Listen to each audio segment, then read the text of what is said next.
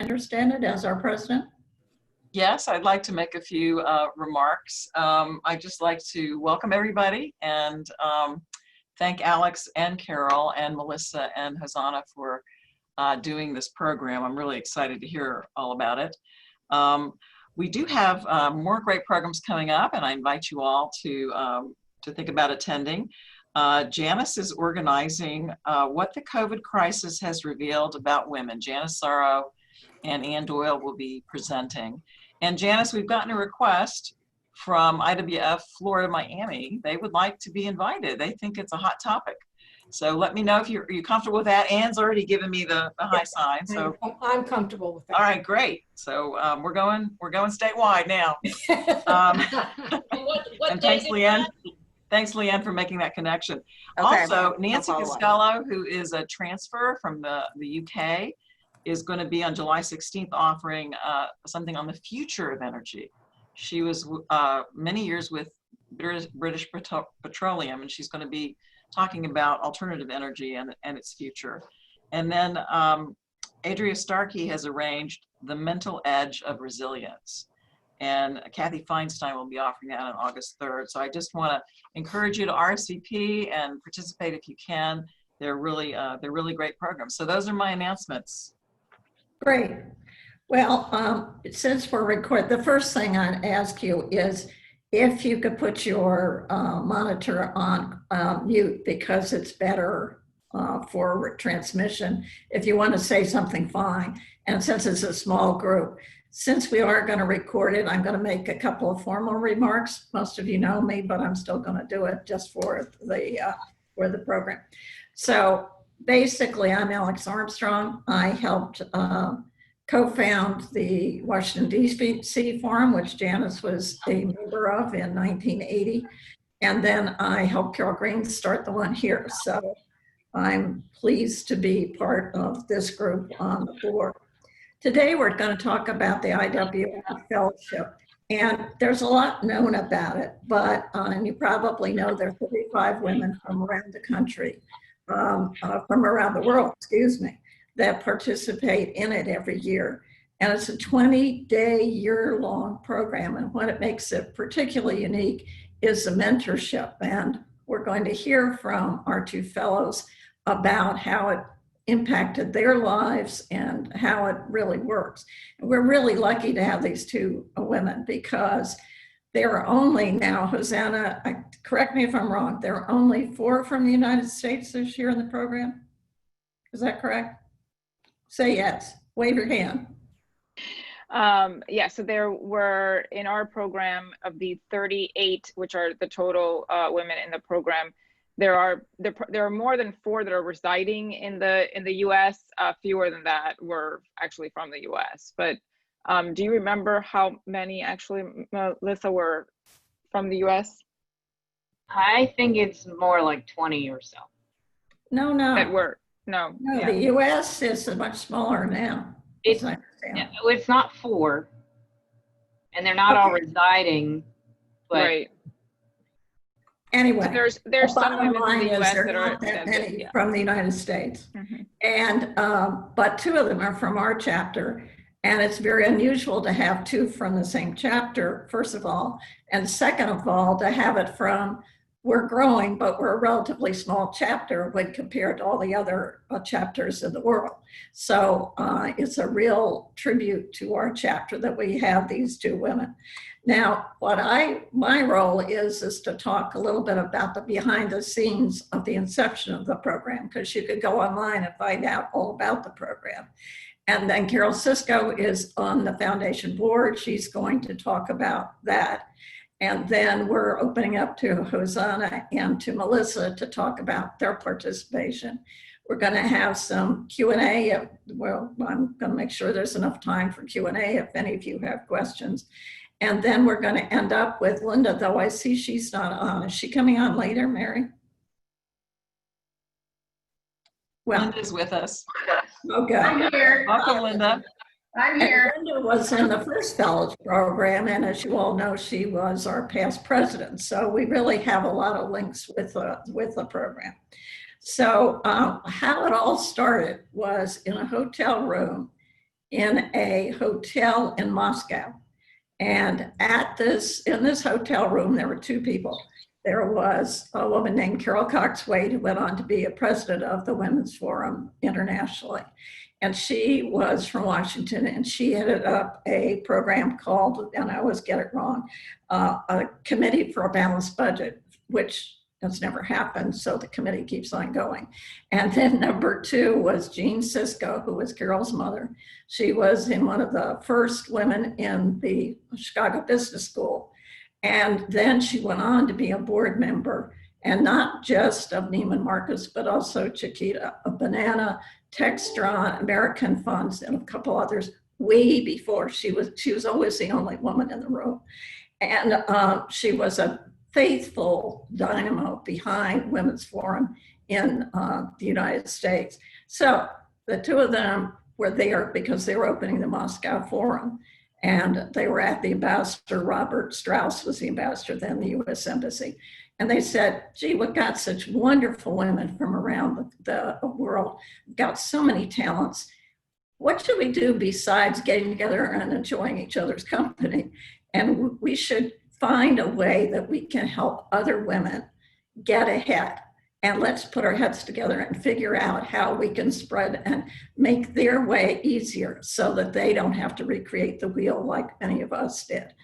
And that's where they came up with the idea. So then Carol said, well, gee, the Labor Department has this thing on glass ceiling. Maybe we can hook up with them. Sorry about the term hookup. Maybe we can get together with them. So so she happened to know this one woman, Carolyn Golding, who was the highest ranking female civil servant, in other words, career person at the Labor Department. And so she went to Carol, and she said, we've got this great idea now. We don't have any money and we don't have any program, but it's really going to be great. And so for whatever reason, Carolyn got the initial funding from the Labor Department. They must have done a good lot of talking, but they got the seed money for the program. Then they went to Lou Kerr, who is the head of the Kerr Foundation in Oklahoma, and you all know Bob Kerr, et cetera, the oil thing. And they were able to get money from them, but also they were able to get the University of Oklahoma to put together the nucleus of the initial program. And so it went from there. So then what happened was, then we said, well, gee, this is all very well, but we got to get some money. And we didn't want it to be just a pass-through, because as we all know, pass-throughs are great as long as the economy is great, but when it's no longer great, then you need something with like an endowment fund. And so Carol and Jean raised the money. They raised it from corporations. They were in Washington. Jan remembers as well. And I think we went to every member and said, give us some money. And so that was the nucleus, which still exists today. There's $6 million in the foundation and the endowment fund, so that if we hit some pockets when we need more money to help with the program, this exists. So it was pretty exciting about it. And there are two other side notes. Carolyn Golding, who led this charge, said, got so enamored with the program that she retired from the Labor Department and she became the facilitator of the program, and she was there for 12 years. And there's actually a scholarship named after her because of how she inspired women to move ahead. And then on a personal note, to tell you how strange the world is, my husband and she were in the same high school class in Parkersburg, West Virginia, and both were National Merit Scholars. So how small is the world? So Carol, take it from here. And you have to unmute. Unmute. You just have to touch the button. Yeah. I'm fine, Alex. Thank you. Anyway, I thank you, Alex, for talking. And Alex is a longtime friend of my mother's, and hence she's been taking me under wing over these years, and I really appreciate it. And I think that's part of what happens in the forum. That's exactly what happens, is people form relationships, they mentor other people, and they encourage them to do best things in their field or just in life. What I wanted to say just briefly about my about my mother was that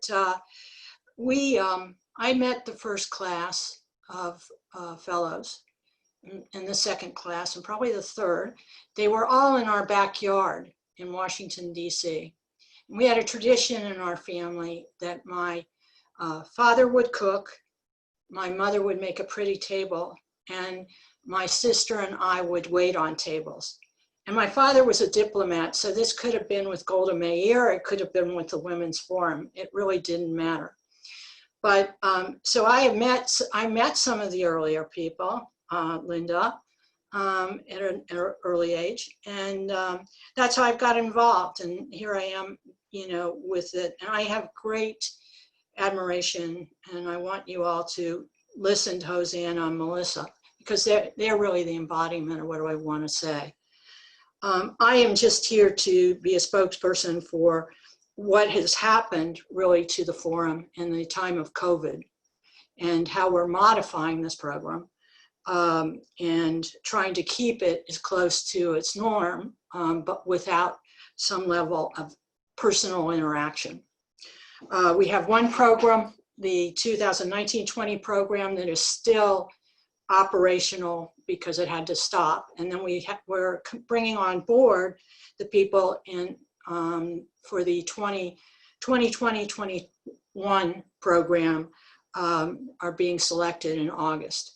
That particular program will start in October.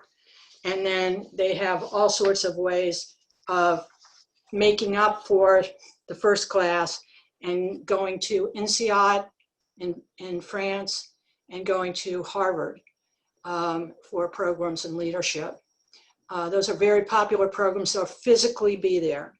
The only difference this year will be that the starting class for 2020 will be, because the IWF staff is not going to travel in October, it is going to be on Zoom. So that they will interact. There will be training modules.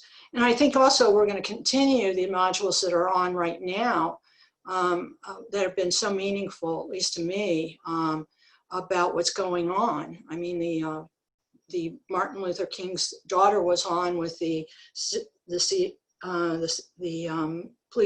police chief of Seattle. It was an amazing program if you didn't see it, and see it on the back post.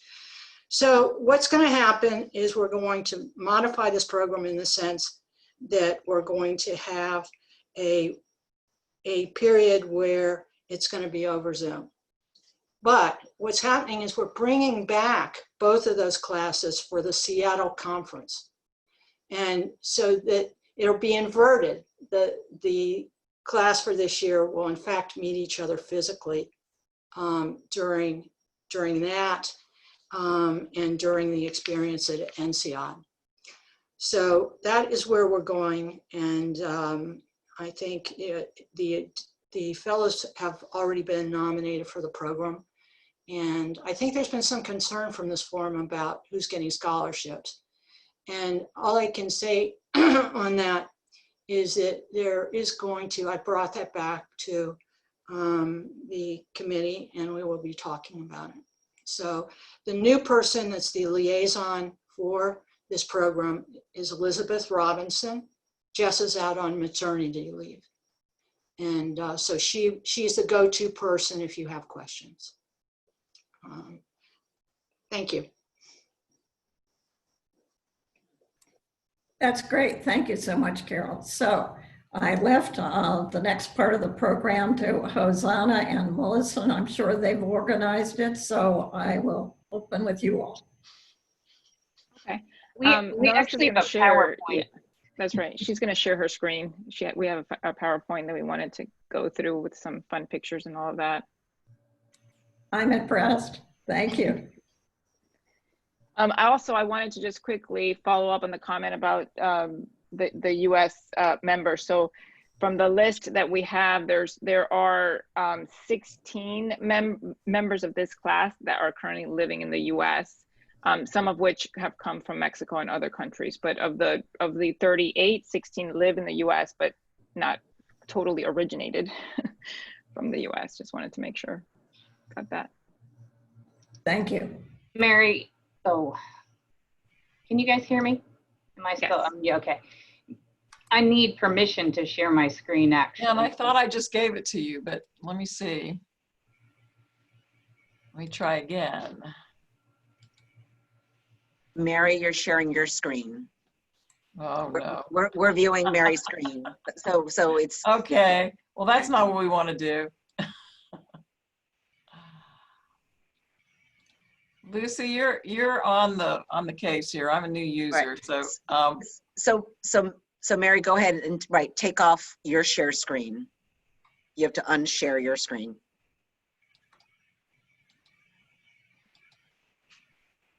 all right. Perfect.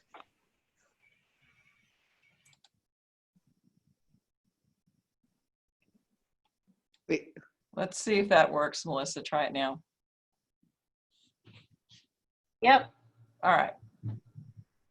Teamwork. All right.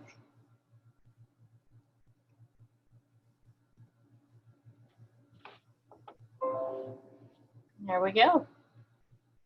Perfect. All right. Do you want to kick it off, Melissa, since you're the first one that's gonna? Sure, I can do that.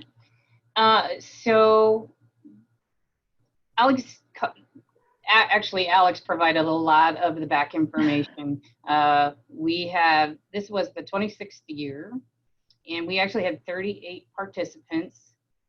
And the focus is on personal and professional development. And it is, I have to tell you, amazing, which you'll hear a bit more about.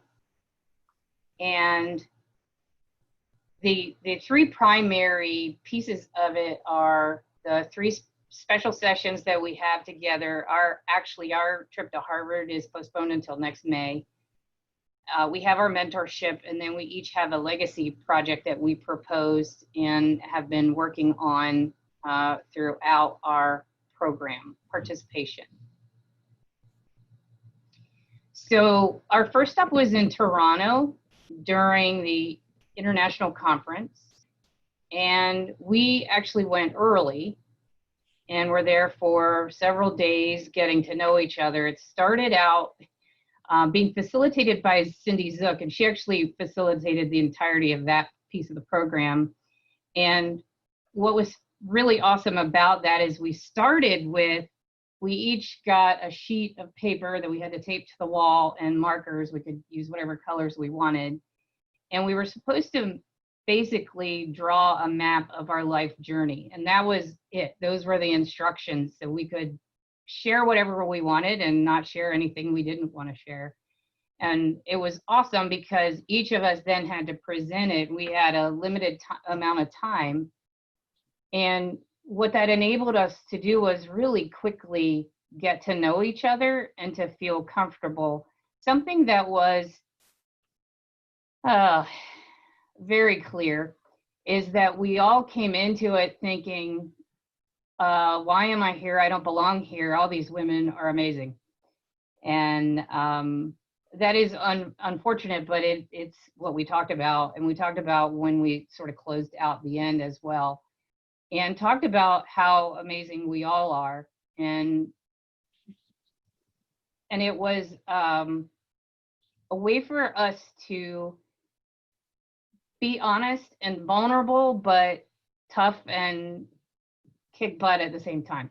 So that's how it got started. And what it also allowed was for us to open up, because we saw a little piece of each other in that presentation, a little bit of vulnerability, a little bit of ourselves and each other.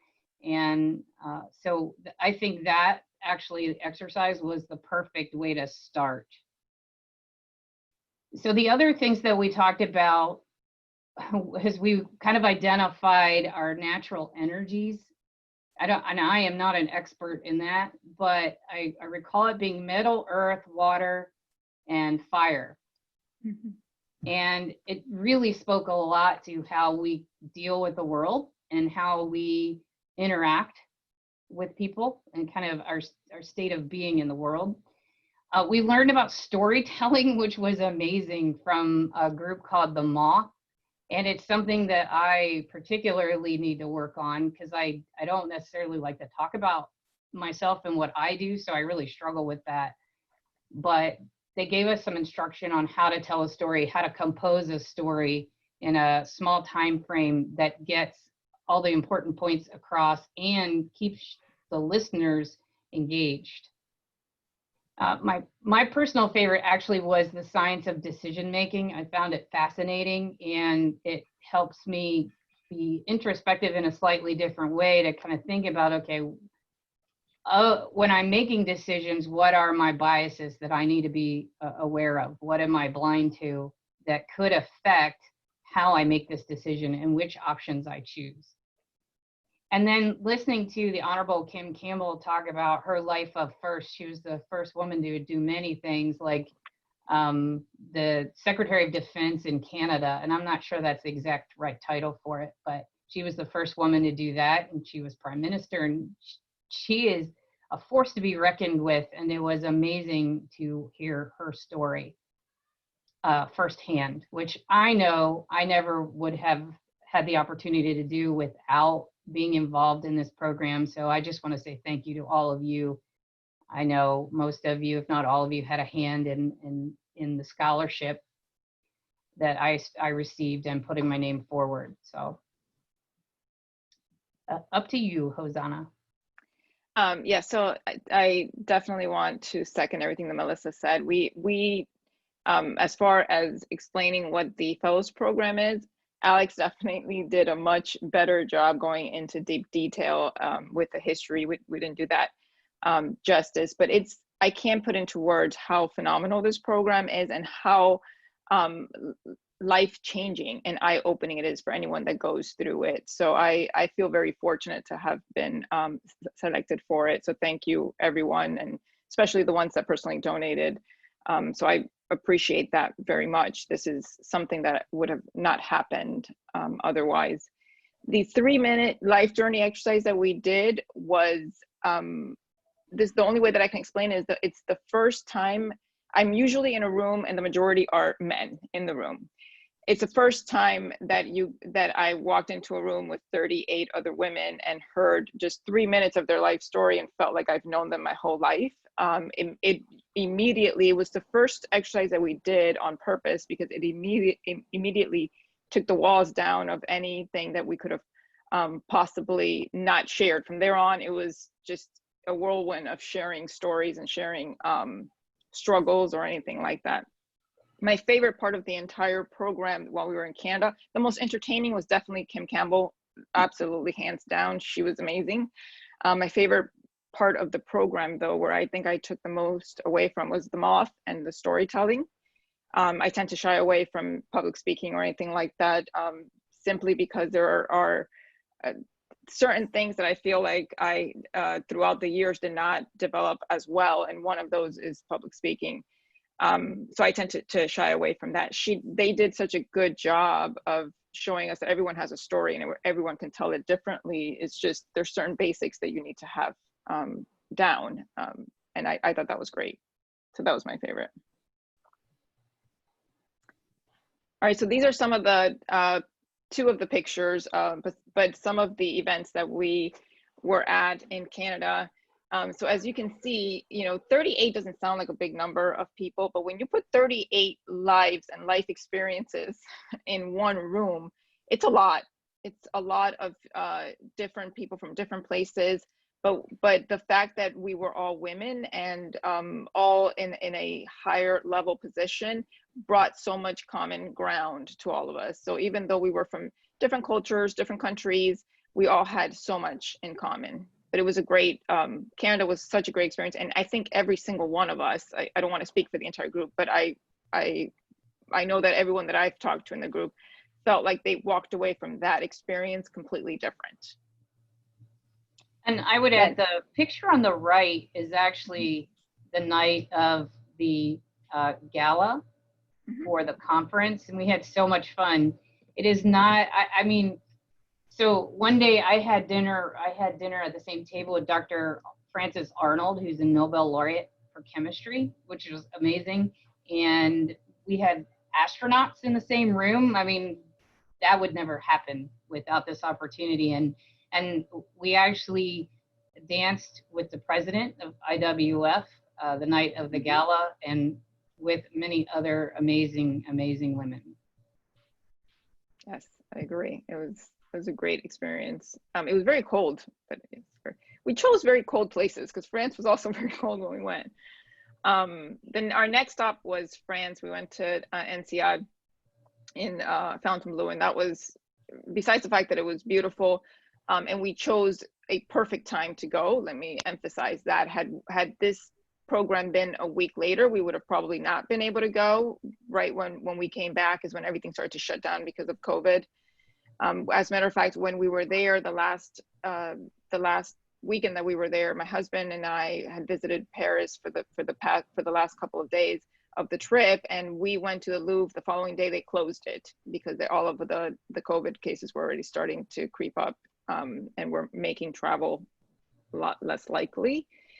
But this was 4 days that we had, and these were very intense 4 days. We were there from morning till most of the time right before dinner, 6, 7 o'clock. They were very intense, but they were full of great information and great sharing. We had some sessions on, the moderator was Natalia. She's a associate professor who, by the way, has an excellent story. Her, all her roundabouts life journey was phenomenal, and she shared that with us. We went through several sessions. Some of them were on decision making and what that process looks like. The leading with effective teams and how to be an effective leader. We had a lot of group coaching. We had the leading across cultures was one that was phenomenal. We actually went through this book by Erin Meyer, and Erin Meyer was there and walked us through it. That was extremely eye-opening because it really does show you that your upbringing, your culture, where you're raised, and all of that matters even in business. The networked executive was actually led by a man, I think the only man in the room, and he has been doing this program for them for some years. He was very personable and took to jokes like very well. He had just had a baby and was saying how he needed to get back to his wife. So of course he had us all eating out of his hand because he was very personable and knew how to talk to the group that he was working with. So that was very eye-opening too. We did every session had exercises that we did. We had groups and we would break off and do some exercises. We learned a lot about each other. I know that there was one group in the decision-making process that we were in, and what they did is before the actual session, we had to answer questions how we would survive. It was the one with the boat where we had to say how we would survive. They gave us a list of things that you had on the boat, and if your boat was sinking, which things would you try to grab onto? If you were getting on a raft, what would you bring onto the raft? You had limited space, which ones, in what order would you bring things in? There were a couple of us beforehand, and that does not include myself, that did very well in that pre-exercise, and they would have survived because they picked the top 6 or 7 items that would have made it so that they would have survived at sea. I was not one of those. I was somewhere in the middle with everyone else. I probably would have drowned. But when we did the break off of the groups, they did a great job in pairing at least one of the ones that answered it very well with a group of people that either answered it poorly or did not. And what came out of that is, as a group, you had to come up with the top 8 that you would pick. What I thought was eye-opening in my group, the one person who had aced it, and she actually did the best, we were all able to convince her to change all her answers. And because we thought that we had the right answers, and we would have all drowned. So it was, that to me was such an eye-opening experience, because it really does show, like, sometimes because we are usually put into positions where we have to speak louder in order to be heard, that is not always as effective, or we really should take back and make sure we know what our decision making process is before we are trying to influence what that decision is. So that was, to me, that was such an eye-opening experience and exercise. My favorite one, though, if I were to pick one session that was my favorite, would be the cultures one. I think it was very relevant to me at the time too, because we are exploring a lot of international, in my own personal career at Tervis, we are experiencing a lot of international relationships right now. And through that, I've had to learn how to deal with cultures that are not doing business the way the Americans do business. So that was very useful to me. Melissa, you want to input yours? Sure. So I enjoyed every single minute of it. Some of it was painful. Some of it was full of joy. Very intense. The whole thing was quite intense. If I had to narrow it down, I think the one that had the most impact on me personally and professionally was the leading yourself, overcoming hidden commitments. I had one of those aha moments that really astounded me. So it was something that I wasn't sure where it was going when it first started, but as I kept going, things just sort of flowed off my hand and onto the paper. And then when I saw it, I was amazed, taken aback. So what was really profound for me in INSEAD in particular was the fact that I know without IWF, I never would have been there. So it's really just a profound sense of gratitude for this program and that experience, because it was amazing all around.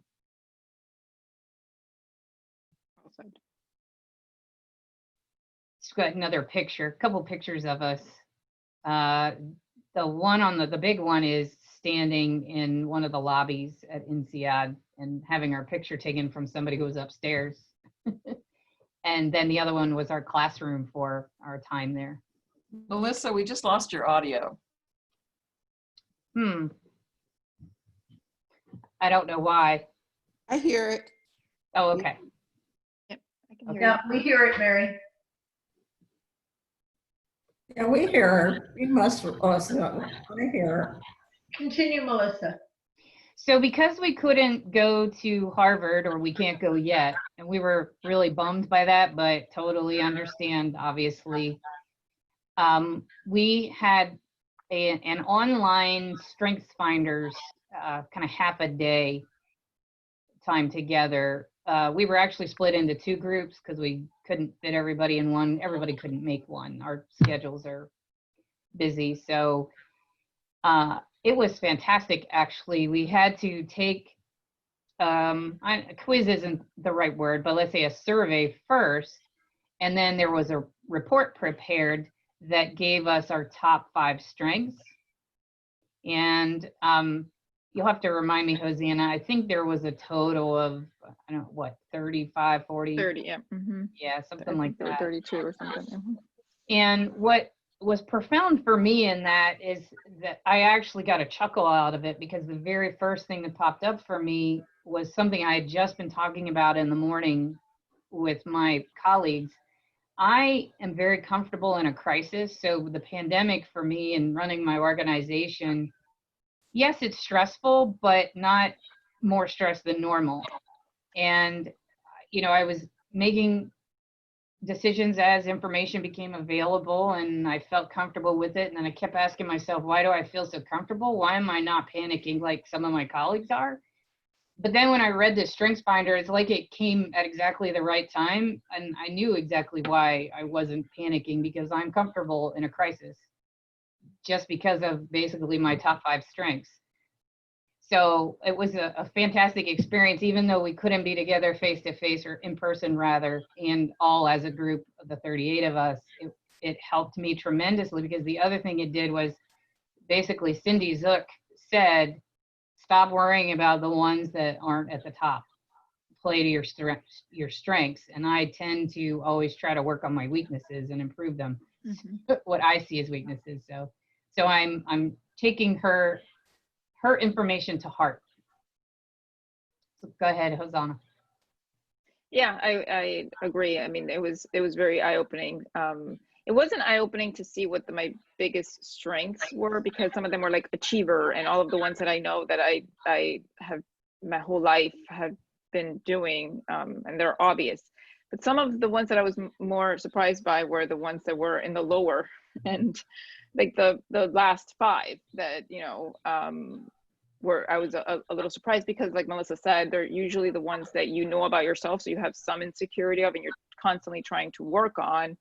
And Cindy's big message was, you know, if it's something that you're not good at, find a way of not delegating, but like find a way of working through that, but don't try to make that one of your top strengths if that's something you're not naturally, does not come to you. So I thought that it was a good exercise. I'm glad, I know that we talked about this, Melissa, also, but I'm glad that we have actually get this chance, even though COVID came and we weren't able to go to Harvard in July. We won't be going in July. I'm glad that it came, because it has given us a chance to now kind of sit as a group longer, and we're going to have these meetings that we're constantly, and I don't know if you have this group, Melissa, but we have a small group of 5 people. Those breakout sessions that I was talking about from France, we actually stayed together. So every month we meet as a group, 5 of us, and we just have more time together now. So we are able to prolong this experience another, 5, 6, 7 months because of COVID. So we have the program that was supposed to happen in July is actually happening in May of 2021. So from here until then, we'll have a few of these sprinkled in sessions throughout, and hopefully then even when we go there, we'll have a full week of experiences too. Hosanna, I seem to remember that you said it is privately held companies, the 5 people you meet with or something. Was that it? Yep. So the group that we have is not only of the privately held company, but who was my roommate in Canada, and we, again, IWF did a fantastic job of pairing us with our roommates. The girl that I'm with is Lisa Lake, and she was family. She is the family that owns the business, but it was family owned, 3rd generation. The company that I work for is family owned, 3rd generation. So we had so much in common. We were able to swap, war stories immediately. And have been able to keep connected. She's also in this group of 5. That's how they carved us out. But there's also a lady that works for Cisco, so it's not only family owned, but the majority of us in there are smaller companies. And actually, one of the girls that is in our group was part of the group of the previous year. She was part of the fellows program the previous year, but she was not able. It's Tia. She was not able to finish the program because of work responsibility at the time. She wasn't able to get away for that last session. So she joined our group for what was supposed to be only 1 session. And she's actually we've inherited her in. So she's going to be with us for the next year also. So it's worked out really well. So the 2 other big portions or parts of the Fellows program is we each have a mentor. So my mentor is actually based in Florida, which is convenient. She did come and visit me in person, my organization. And I was planning to go down to Miami to see her. I'm on of course, on the West Coast. I was planning to go to Miami to see her, but then COVID came. So I haven't done that yet, but I do intend to do it in the future. And the best thing about her pairing with me is that she challenges me. She challenges me regularly. So she challenges me and my decision making and how I'm thinking about things, and we have really amazing conversations. And then my legacy project, I have over the years had good mentors, one of whom is on this video with us, to teach me about legislative advocacy, the importance of it, I used to think, well, why would anyone listen to me? Why would the legislators listen to me? I don't have a lot of money to give them and I can't fly them around in a private plane. So what I realized is that's not it. I am an expert in my field, and that's why they should listen to me. I'm also a voter, and another reason they should listen to me. So what I really want to do is help other people get there as well, instead of holding back thinking no one will listen. I want to help them realize why it's important for them to speak up, to meet with their legislators, communicate, and what they're experts at, and how to do it. And the tricks that I've learned from others and by doing it myself. So that is my legacy project that is currently postponed. I was supposed to set it off in August at a conference. So it'll have to wait a year because we're not having the in-person conference, but my intent is to make it an ongoing every year training that's available. My mentor is Claudia. She is, I actually spoke to her today. So we have our what used to be monthly check-ins, we now call actually more frequently just because we can. It's a phone call now rather than having to set up. When she was in the office, she was very busy. And when she was in the office, it was harder to get her to get on a call, where now we text back and forth and we have more open dialogue. She works for a marketing agency that did the ads for companies like Nike, and they actually brought Old Spice back. So those, you know, really fun ads with Old Spice that actually made them relevant to, again, that firm did that. She's been phenomenal to work with because I'm glad that I was partnered with someone who sees things from a brand perspective, because obviously I work with a company that is a brand, and we're trying, we not as, I don't think it's as bad as Old Spice was, but we're trying to come back from having, you know, we're 75 years old and having a different brand following than we want to have now, or than we can sustain in order to grow in the future. So she has been a great mentor to have, and I enjoy her very much. My legacy project is a sustainability initiative in the community, and what and it's with Tervis obviously, but what we have been doing is we've been trying to find a way of making sure that we do that full circle when it comes to recycling. So any product that we put out, we want to be able to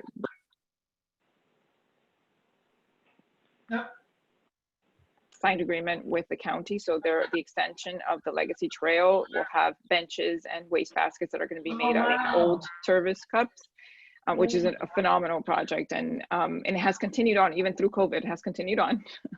So we're in the process of making those. The county did stop their planning for the project, but now they've started back up. The Legacy Trail extension is going to happen. So when that does, you'll see those benches and waste baskets out there. The other things that we're doing with them is we were creating other recycled products that we have put out. If you go down to the store in Osprey, you'll see that there's recycled vases for flowers and things like that we've made out of old product that has come in. So it was meant to be, I think, a lot bigger than it is right now, because COVID has put a stop to a lot of what we're able to do. But we are also working with one of our vendors of our material to continue to work on that recycled material, where the cup can be 100% fully recycled, and therefore you don't have to make a whole lot of new virgin material. You're just remaking it with what already exists.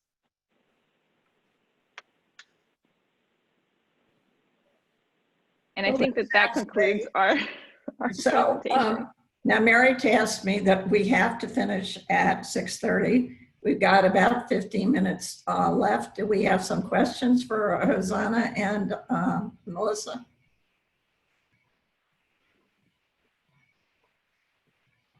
Alex? Remember to unmute yourself if you want to ask a question. I have a question. By the way, you both were terrific, and we're proud to have you as representatives of the Suncoast Forum, and it was a great presentation by both of you. But I was just wondering, one of the things that was always under discussion and I've been around forever, so this is early on when the fellows program started, was you're all going to be winners. You were winners whether you had the IWF Fellows program anyway, and you were going to be successful. But could you just articulate, and I realize the program's not over, but up till now, can you articulate what this might be bringing you that really will propel you to be even more successful than you would have been had you not had it? It's a question. I'll go first, Melissa. Yeah. So for me, in particular, I can say that even though, yes, you're right. I think everyone in this program was a winner before they even got to the program. And would have been successful. Right. Right. There is a certain degree of where you feel overly appreciative for everything that you have been given, even though you've earned it along the way the entire time, and the confidence may not have always caught up with that. So I think, to me, one of the biggest things that I learned is that all these phenomenal people that I think are extremely accomplished already, I have so much in common with them, and it has really brought up a lot of the confidence in rooms where before I might not have felt as confident. So even though it's nothing that it was inherited or anything like that, it's just something that you feel such a bond and you feel a fellowship. I mean, the name of the program itself, you feel that fellowship where you know that you bring something to the table and you have an army of people behind you, even if they're not in the room at the time. I think that was probably the biggest thing right now so far. So for me, I agree with everything Hosanna said. I can be my own worst enemy. I'm hypercritical, kind of a type A hypercritical. I always believe I can do better, do more. And while I don't think that's all bad, you can kind of destroy yourself a little bit if you let it get out of control. And so part of what I've been discovering is how not to do that, how to recognize it and not to do it. And I have, just like Hosanna in my group, there's 5 of us in my group as well, and we meet every other week to talk about what's going on, to encourage each other, to challenge each other appropriately, so that we can all stop doing that. The big theme for me coming out of INSEAD was to be more compassionate toward myself. And so they keep reminding me of that, which is a good thing. And then always having a broader perspective. It's easy to go through life having blinders on and only having your own perspective in your life. And so having a much broader perspective about people's experiences, other women's experiences in different parts of the world, different parts of the country, different industries, because it's much different than mine in behavioral health for most people. So that, and then just the ability to have access to information and coaching that we wouldn't otherwise have, because without IWF and this program, we may not reach our full potential.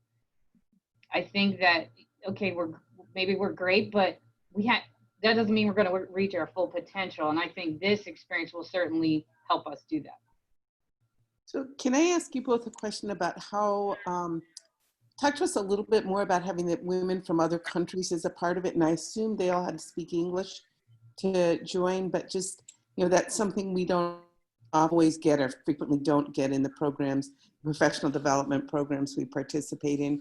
And then the other thought that's coming to me, Mary, is that, and for all of us to think about, it's your way to at least provide some of the depth of what you've gotten to our members and to sort of younger women who we could mentor coming up. But I'm really interested in the international aspect and how that's enriched your program. Do you have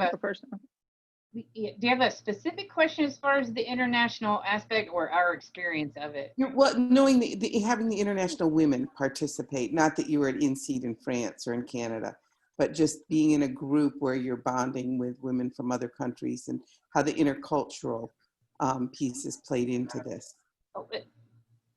I am a lover of diversity, so for me, it's phenomenal. I have become friends with people, and a woman in Singapore who's now introduced me to a friend of hers who's in Hong Kong that I was able to provide some guidance to regarding my field. I have a friend now two friends actually in different parts of India, and one of them she started an organization called the Red Dot Foundation in Safe City. He's and awesome. He's amazing. And Amazing. Her ability to network and connect people is just nothing like I've ever seen. And we were able, she asked us to do, she was doing, what was it called? Stop street harassment. Mm-hmm. And so we each had a quote and then a picture, and she put it up for stop street harassment, hashtag stop street harassment. And it's also just like me hearing from people in different parts of the United States and different industries, like Hosanna being a CFO in a for-profit company. And we have a number of women who are some in oil and gas, some in energy, other types of energy, and their experiences are much different than mine. So hearing that, same thing with other countries. And so there are some women from the United States who are in other countries in Amsterdam. One of them is in Amsterdam, one of them is in the UK. And hearing about their diverse experiences as expats is very interesting, because everybody has a different story. And my roommate was from Australia, and I just adore her. I think she's phenomenal. Yeah, I think that I would say the same thing. What the cultural differences that everyone came from. So the international piece really just means that everyone was raised differently or has a different cultural background. And that piece of it we talked about so openly and so non-judgmental. But the things that were important for, like Elsa, like Melissa was saying, she started the Red Dot Foundation because she came out of for-profit and went and started this foundation because it was so important to her that women are getting raped and killed in the streets in India, and that's a big deal. So we talked about a lot of the things that are in the forefront of their heads all the time that potentially are not in the forefront of our heads. And then even in the U.S., we talked with Sabrina, who's the chief legal officer for Starbucks. She dealt with the case with the racial case from a few years ago. The things that were important to her and that she were in the forefront of her mind all the time. It's just, it was incredibly rewarding to be able to just absorb all of everyone's experiences, that, to kind of get out of our own bubble and be able to experience that. So I guess it's twofold. One is the people that are all the women that were from other countries that had the cultural differences, but then even the ones that are in our country that have differences on their day-to-day and what's in their mind on a daily basis. So it was very eye-opening. It's great. And if I could speak to the last question, Lucy, part of the program is that you pledge that when you're in the fellows program and afterwards, that you will mentor younger women and help them along. It's part of the agreement you sign that you will bring along the next generation. And we have 3 minutes left. So Linda? I think Leanne had a question. Leanne, You told me I couldn't do that. You told me I had to keep to the time frame. Okay. I'd love to. Just wanted to make sure you saw. Leanne, please. Linda or me? Leanne. Yeah. Quick comment to Melissa and a question to Hosanna. Melissa, thank you for sharing about former Prime Minister of Canada, Kim Campbell. Years ago, one of our founding members of the IWF Florida Sun Coast Forum, Linda Novi White, was very good friends with her. So she used to chat about her, and I used to hear about her. Gosh, it was probably over 15 years ago. Like, she was I'd hear about her all the time at lunch. So just FYI, so thank you for bringing her up. My question for Hosanna, you mentioned about the strength and weakness exercise. Can you elaborate a little bit more? I think a lot of times we are aware of our weaknesses. So right now you're saying, oh, go ahead and enjoy your strengths, but what more could you share about that exercise? Okay, so we know about 3 or 4 of our weaknesses. So what? So it was a test that you had to take, and you had to answer, of course, as you can imagine, and you've all taken these tests before, those personality tests where you answer 150 questions or so. The top 5 were the ones that you were probably have made you the most successful because they're your strongest strengths. And then the last few are the ones that you would probably, like, if you are not a great public speaker, you tend to shy away from public audience or anything like that. Those would be the ones that were in the bottom. And we tend to naturally, we know our insecurities. Everyone knows what those are. And we tend to try to bring those up to the higher strengths of the spectrum. So Cindy's coaching advice was play on your real strengths the most, and those will help you not see your weaknesses as such weaknesses, but don't try to be a public speaker if you're not a public speaker. That kind of. Leanne, there's a book that you can buy, Strength Finders, and it will. That's correct. And you can run through the whole program yourself and do it self-aware. I'll send the link out to everybody on the program. What's the name of the book, Stephanie? A number of years ago, we did it as a corporate exercise. It's called Strength Finders. By Tom. Oh, she said that, Strength Finders. Okay, yeah, it was mentioned. Thank you. Thanks, Stephanie. Thank you. Okay, this has been wonderful, and I hate to bring it to a close, but Linda, could you share some wisdom with us as the first fellows class?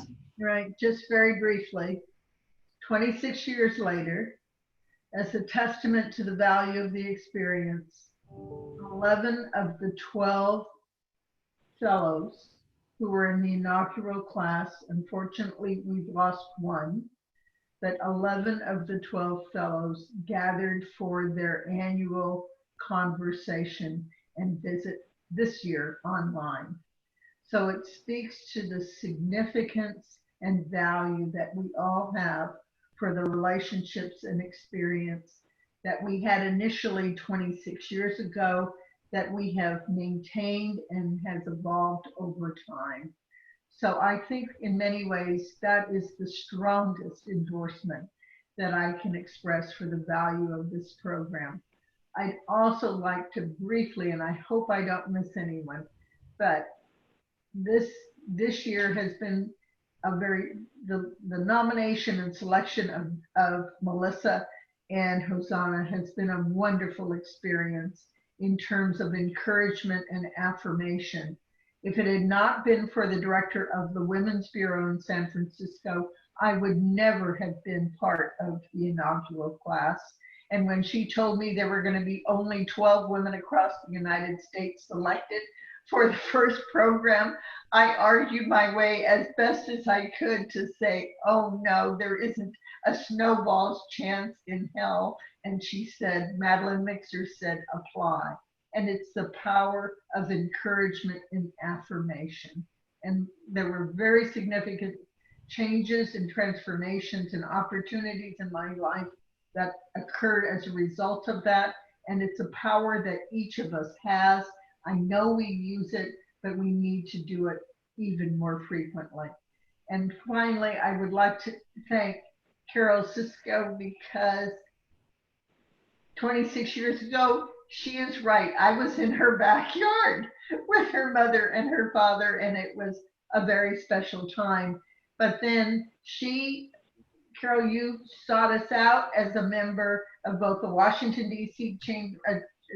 IWF forum and ours, and said she would make a contribution on our behalf to help us qualify for the scholarship that would enable one of the people we recommended from a nonprofit organization to be able to attend the program. And it was her generosity and the generosity of our members that enabled us to nominate and have Melissa selected as our fellow, and have a full scholarship to participate in the program. And Melissa was, in terms of connections, recommended by Mary. Stephanie recommended Hosanna, and Hosanna was such an exceptional candidate that we advocated using our best influencers, which included Carol and Alex, to encourage the board to carefully look at the qualifications of Hosanna. And it is through their help and the exceptional qualifications of Hosanna that we have the privilege of having two fellows in this class. It is unheard of. People said it couldn't be done, but we did it. I also want to thank Alex and Linda Solomon and Diana Willis, who participated on the selection committee. I pulled out all my best guns, so to speak, the most qualified women I knew from each of our cohorts to participate in that selection process, and it was a wonderful experience to be part of the committee and benefit from their expertise. So it is indeed an extraordinary program and opportunity, and it speaks to the power of encouragement and affirmation that each of us possesses, and we need to encourage ourselves to do it more frequently because it has transformative impact. And I thank you for including me on the call. I am very honored to be with you and part of you, and to have Hosanna and Melissa represent us as the forum on the national and global platform. Thank you. Well, that is a wonderful way to end the program. I think we were a little bit over the time, Mary, but I did a pretty good job. Not too shabby. I just want to welcome Joy Randall. She's our newest member, and this is her first meeting as a member, although she has been a guest of Leanne Chung's in the past. So we're so thrilled that it's official, Joy. I'm very happy to be a part of the IWF. Okay. Welcome. Well, thank you for attending, and it was a very informative and inspiring session. Thank you all for participating. Thank you. Thank you both. Thank you. Thank you.